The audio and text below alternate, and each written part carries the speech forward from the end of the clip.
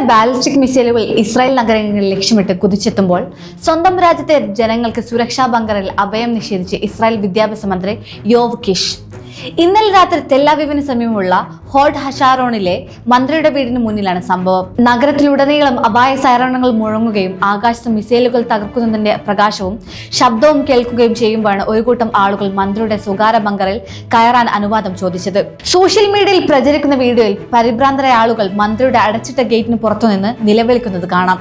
ബഹുമാനപ്പെട്ട മന്ത്രി, ഇവിടെ ഒരു അധ്യാപകനുണ്ട്, ഞാൻ ഇസ്രായേലിലെ ഒരു അധ്യാപകനാണ് എന്ന് ഒരാൾ വിളിച്ചു പറയുന്നുണ്ട്. ദയവായി ഞങ്ങളെ അകത്തു കയറ്റൂ, എവിടെയാണ് ബങ്കർ എന്നീ സ്ത്രീകൾ ഉൾപ്പെടെയുള്ളവർ ചോദിക്കുന്നുണ്ടെങ്കിലും മന്ത്രിയുടെ വസതിയിൽ നിന്ന് ആരും പ്രതികരിച്ചില്ല.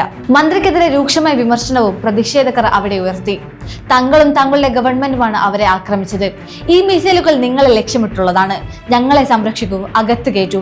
ഒരു മിസൈലെങ്കിലും ഞങ്ങളുടെ മേൽ പതിച്ചാൽ അതിന്റെ ഉത്തരവാദിത്തം നിങ്ങൾക്കായിരിക്കും.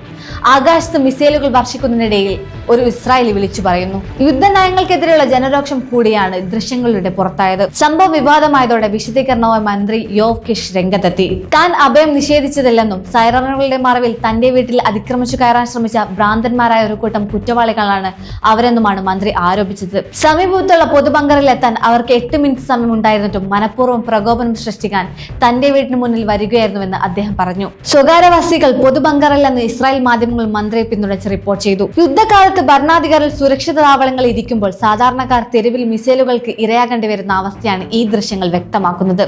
ഗസയിലും ലബനനിലും ഇറാനിൽ യുദ്ധം തുടരുമ്പോൾ ഇസ്രായേൽ ജനതയ്ക്കുള്ളിൽ ഗവൺമെന്റിനോടുള്ള വിശ്വാസം തകരുന്നതിന്റെ ഒടുവിലത്തെ ഉദാഹരണമായി ഈ സംഭവം മാറിയിരിക്കുകയാണ്.